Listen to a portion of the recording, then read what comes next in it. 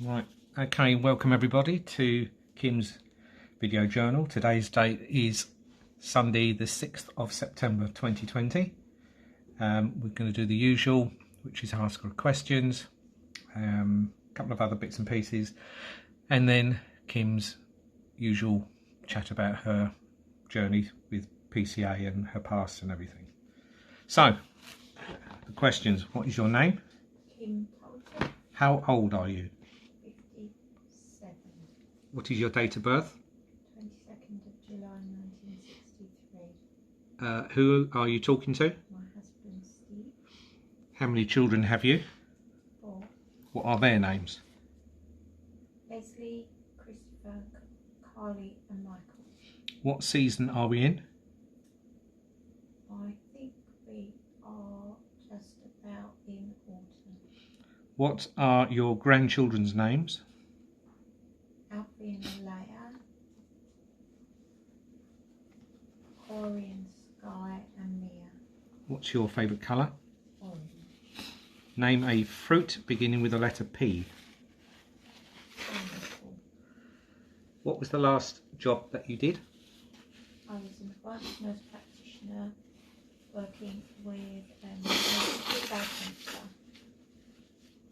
What year is it presently? 2020. What was the song you danced with your granddad? Moon River.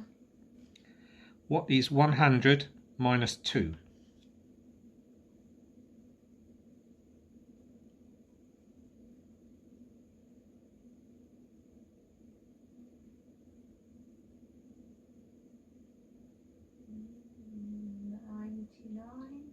What was the name of yours and Sean's pony?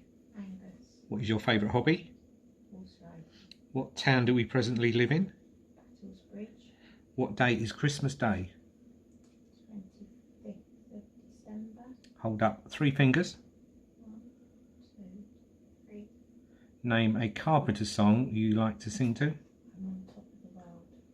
Okay, you've got a book next to you called Rosa's Thai Cafe. I'd like you to read the instruction. There are 9 subjects. Okay. Small bites. Salads. Soups.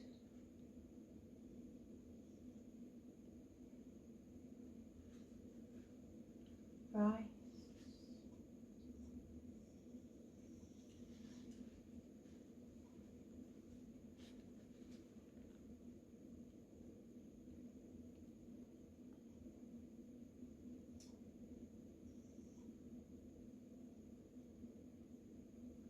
Marinades.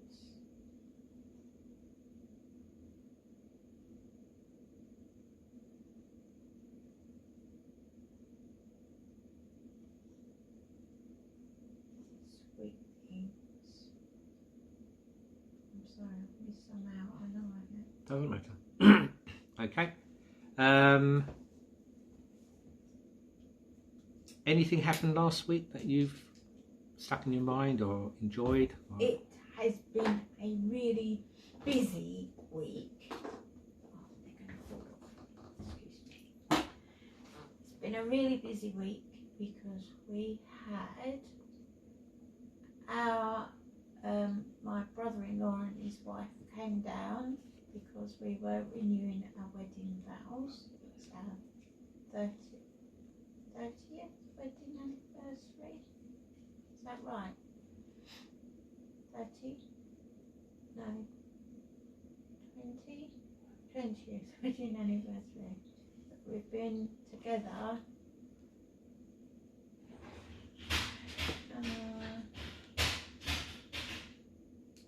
a long time longer.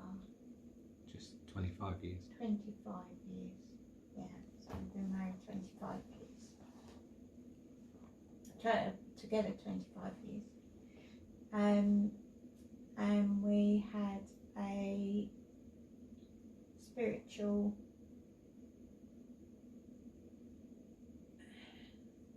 celebrant who came to do the service, and my best friend Miranda was every step of the way. She was absolutely marvellous, because every time I had a line to say, she'd very discreetly pop up in my ear and break down the words into tiny little sentences so that I could answer everything properly. And it was a really lovely day. It was a bit overcast at the start, but by the time we got to the service, it was a beautiful day. And my dad was there because he's in our bubble, which was nice. So he walked me down, and then we had Chinese takeout, didn't we? So I was very anxious about the whole thing, about having other people in a house, but what we did was we made upstairs, which is suitable for carers or visitors. We made it all COVID secure, and they just had their breakfast in their room, and yeah, we managed to keep it all socially distanced, and which made it a bit easier for me, but I was quite anxious. So that was the first thing that happened.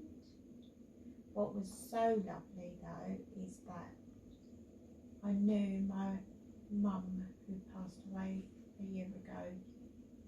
She was with us the whole time because she was just bond-diving us with red admiral butterflies, which made me cry. But it just made me feel close to her on the day anyway. And Dad got very tearful obviously as well, because it was the first year. And then I can't remember how many days after. Sorry about the dog flap. But a few days later, it was time to drive up to Norfolk for my middle brother's wedding to Kelly. It was very strange because it was all socially distanced, and we had our hand gels and everything, but they actually managed to make the day quite, it was really nicely done actually, the whole thing, and there was only a sort of handful from each of the families that attended. So yeah, it was really exhausting, really exhausting. And I know that my main issues was how many toilet stops were there going to be on the way, because I'm not continent because of my spinal injury, and it's always a big worry on my mind about having access to toilets, particularly toilets that aren't necessarily being cleaned after each person. But it was a brilliant day, and it was nice to get together. We haven't been together obviously since COVID as a group, but it was a lovely day but exhausting, and I'm paying for it today. And I'm absolutely shattered. I was going to use a different word, which was a bit naughty, so yeah, very tired today, but it's been a really lovely few days. So that's what we've done this week. And obviously I was horse riding as well. No, I wasn't. It was bank holiday. I'm lying, I'm fibbing, not intentionally.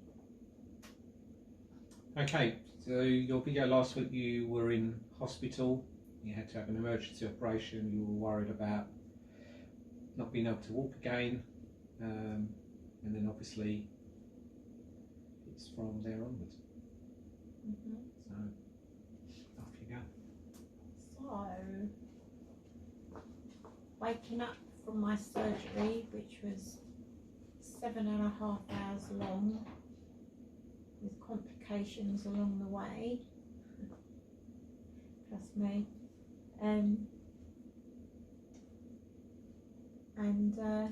But I can remember my mum and dad and Steve being there when I came round from the anaesthetic, and grave faces from my parents saying, well, you're going to have to give up your nursing now, you can't carry on. And I said, there's no reason why I can't continue to work as a nurse. And I can remember the look on my mum's face. And it was a challenge. I've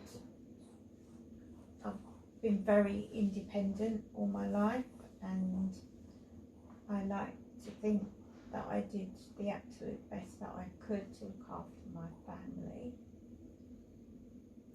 Steve was working in, he used to go into a day centre, and he also worked for a children's charity.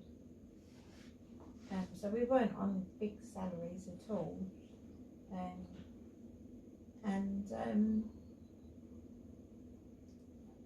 I said to her that there really isn't any reason why I shouldn't be able to go back to work, that it might be in a different role or something, but I should be able to go back to work. And I'm thinking, I hope I do, because I've got to pay, we've still got to pay all the bills, blah blah blah. And at the time my two boys were teenagers, or late teens I should say.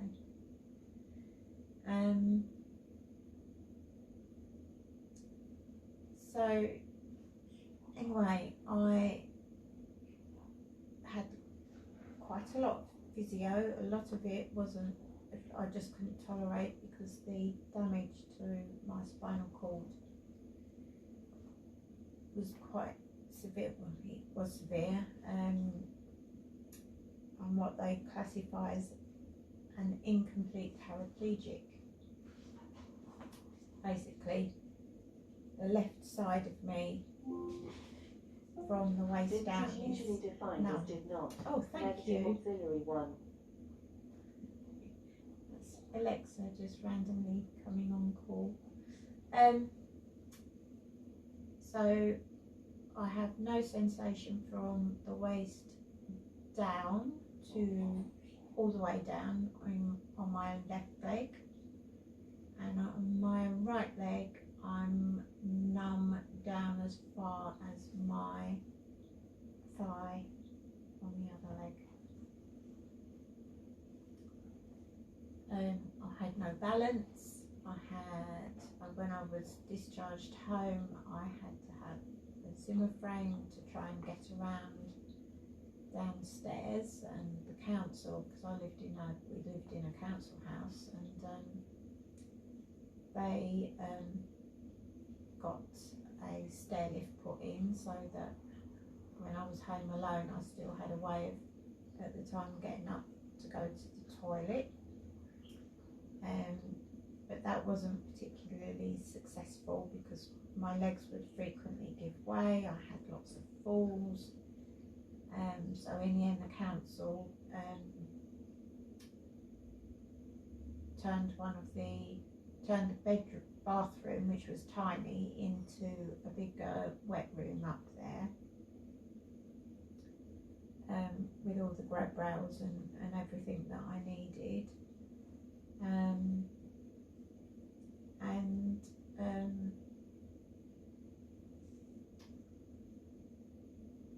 And then the council, because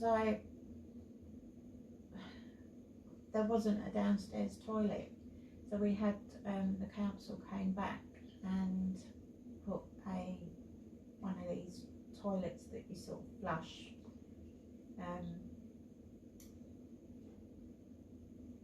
but it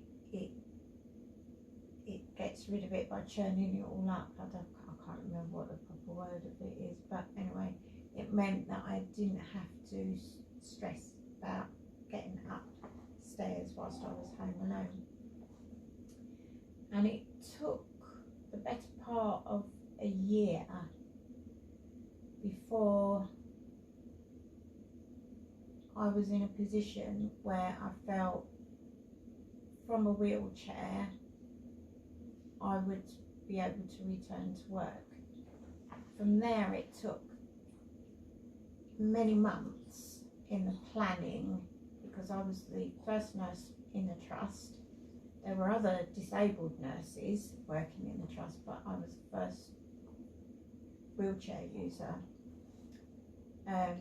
So there was an awful lot of planning that had to go into it, and they had to get the resources together to allow me to facilitate returning to work. And it was really tough when I did get back to work, because I was on lots of pain medication, and I mean, one day I famously accidentally took double my dose of pills in the morning, so by the time I got to work I was vomiting, which wasn't ideal, and I had trouble toileting in the hospital, and eventually they did actually adapt one of the offices to make it my area for, in terms of, I had a toilet just adjacent to my office, and when I was in clinic I was able to access the disabled toilet in clinic, and I could get around very, very short places with a stick. But to be honest, a hospital is a big place, so the majority of the time I was in a wheelchair. But the pain that I was in, the chronic pain I was in, made it very, very challenging, to a point where there were days where I'd arrive at work, we had to change the vehicles so that they were automatic so I could drive. We had to have a hoist put in the back so I could facilitate getting the wheelchair out independently. And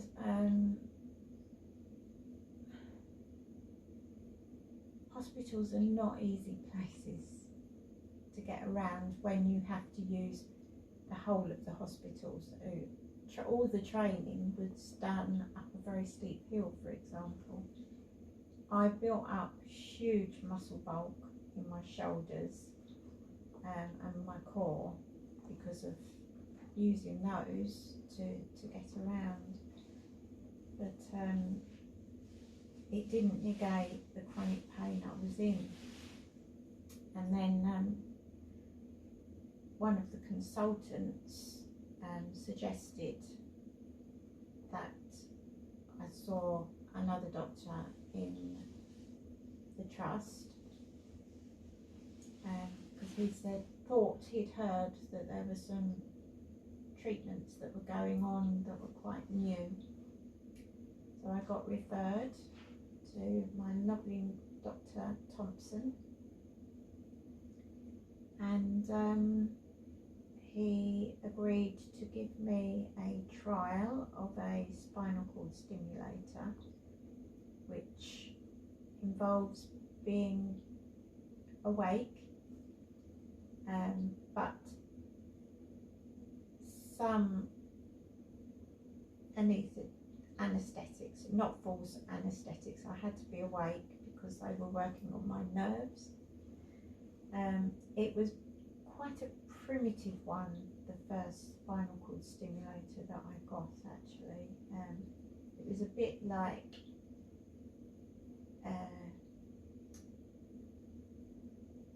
it's a bit like having a, what are the things that people, police officers have, taser. It was like a taser going off in my back. So sometimes if I leant back, those signals would intensify, or if I laid a certain way in bed, I couldn't sleep well at all because of the pain. And then I had that for 10 years. And then one day it just stopped working. It come to the end of its life. Normally they expected them to slowly wear off, and that would have given an indication that we needed to put in for the funding to get a new stimulator. Anyway, I did eventually get my new stimulator, and that was so life-breaking because it was a completely different stimulator to the first one that I'd had, and it gives me, because I've still got it,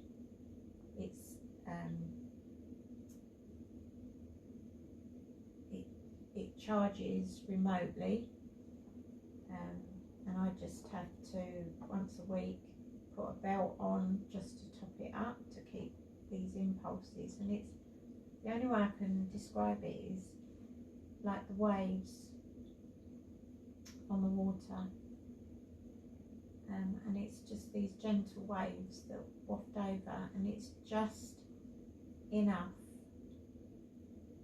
to block those pain signals. It's fantastic. It is amazing, and I would urge anyone who has really severe chronic pain to consider having them. It is a big deal. The surgery is a big deal, but you go home the same day generally, and a recovery certainly of my new stimulator wasn't very long.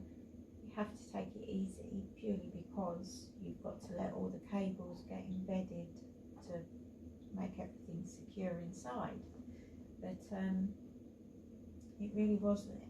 It's been absolutely marvellous. However, by the time I was coming up to 50, the commute, because for me sitting in a car is very difficult. There are very few cars that I am comfortable sitting in because of the way that my back,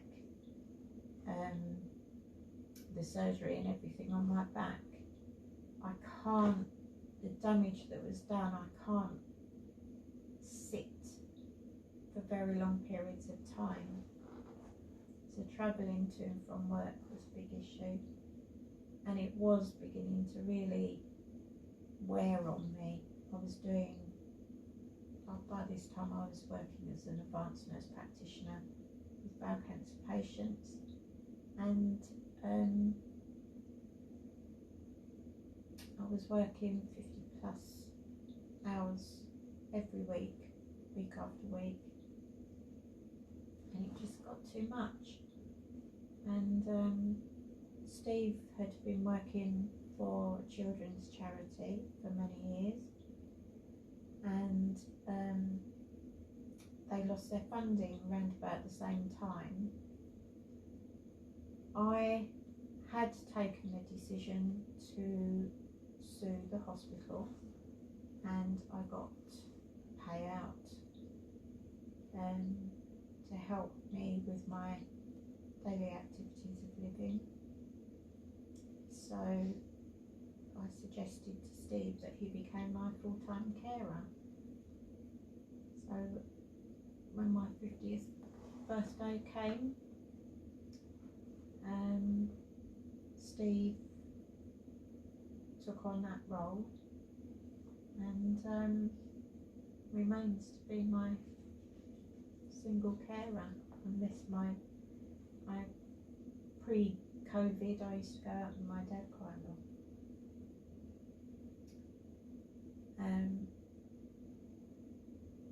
The whole house has had to be adapted.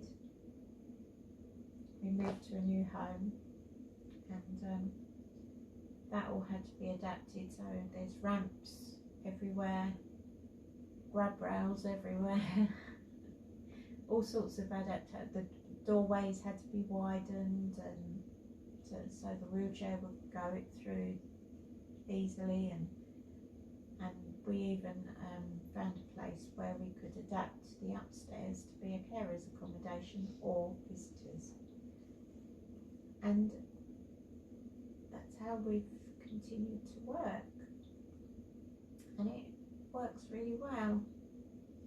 And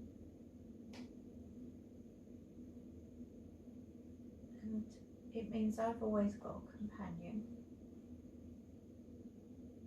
and Steve knows me so intimately well, and there are no taboos in our relationship. There's no room for me to be embarrassed about some of the personal care that he has to help me with, and I had to leave all of that to one side and just forget about it when I had my spinal injury, because even though I am fiercely independent as much as I can be,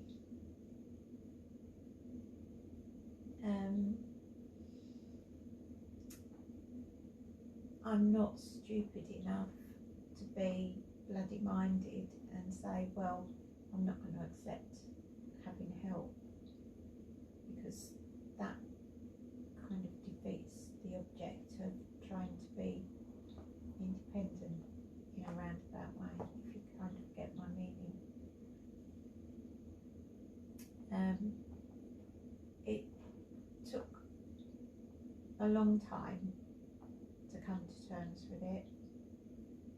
I was very depressed for a long time, but I think the pain levels impacted that enormously,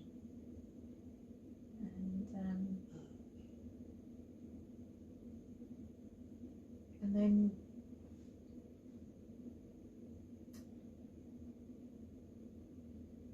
I think that's probably a good place to stop for today. I'm quite tired, I'm very fatigued, because it was a very long day yesterday. So whereas normally I would rabble on, I'm struggling, and I'm aware that my cognition is not in top notch today. So I do apologise, but that's part of the course of having dementia, unfortunately. And I'm looking forward to going to bed tonight and getting a good night's sleep, and then writing tomorrow. So I'm going to leave it there for this week, and thank you for listening. Stephen? Steve? Finished? Finished? Thank you for listening. If you ever have any questions or anything you want to ask, please feel free to do so. I can't promise I can answer the questions, but we'll do our best.